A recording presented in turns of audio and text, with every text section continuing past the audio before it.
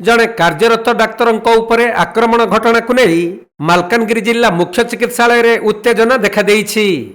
Doctor को माड़ घटनार प्रतिवाद में ओडिशा मेडिकल सर्विस एसोसिएशन ओमसा पक्षरु जिला व्यापी कला बेच पिंधि प्रतिवाद करा जाइछि। घटना आमको खूब मर्माहत करिछि।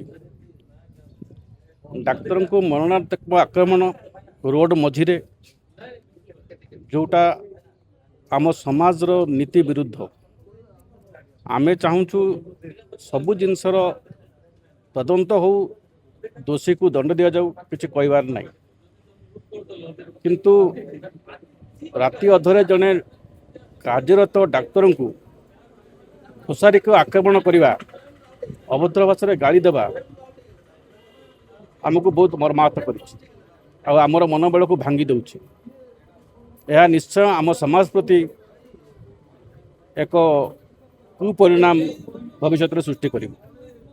धन्यवाद। तेबे काजुआलिटी वार्ड रे डाक्तर सिद्धार्थ कर्तव्यरत थिबा बेले साप कामुड़ारे आक्रांत जने गर्भवती महिलांकर चिकित्साधीन अवस्था मृत्यु होइथिला।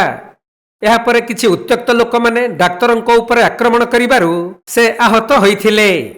तेणु एही घटना को नहीं डाक्तर महल रे असंतोष प्रकाश पाइबा सहित जिला मुख्य चिकित्सालय समेत समस्त सीएचसी और पीएचसी डाक्तर माने कला बेच परिधान करी डाक्तरंको सुरक्षा सुनिश्चित करिबा और दोषींक विरुद्ध रे कठोर कार्यानुष्ठान पई दाबी करिसंती। काली जो घटना घटी जाइछि ताको नहीं आमे बहुत दुखित।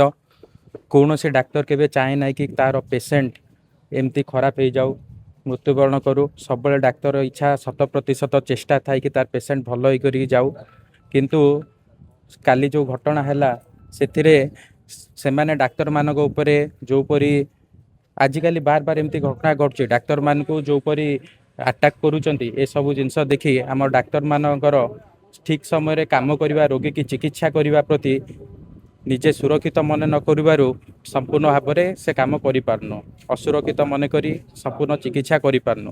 जदि पेशेंट असंतोष होउचंती ताहले अन्य बाट अछि से माने कंप्लेन देई परिबे प्रशासन पाखु जाई परिबे कोर्ट जाई परिबे किंतु एमती आईन को हाथ को नहीं कि हॉस्पिटल एभली गंडगोल करवा डाक्तर घोषाड़ी मारिबा एटा समाज को एक बहुत भूल मेसेज दउछि। तो आमे चाहूचु कि यथाशीघ्र प्रशासन या उपरे स्टेप्स नियंतु एवं जो माने डाक्तर को एमती मारधर करचंती तांको अरेस्ट करा जाओ।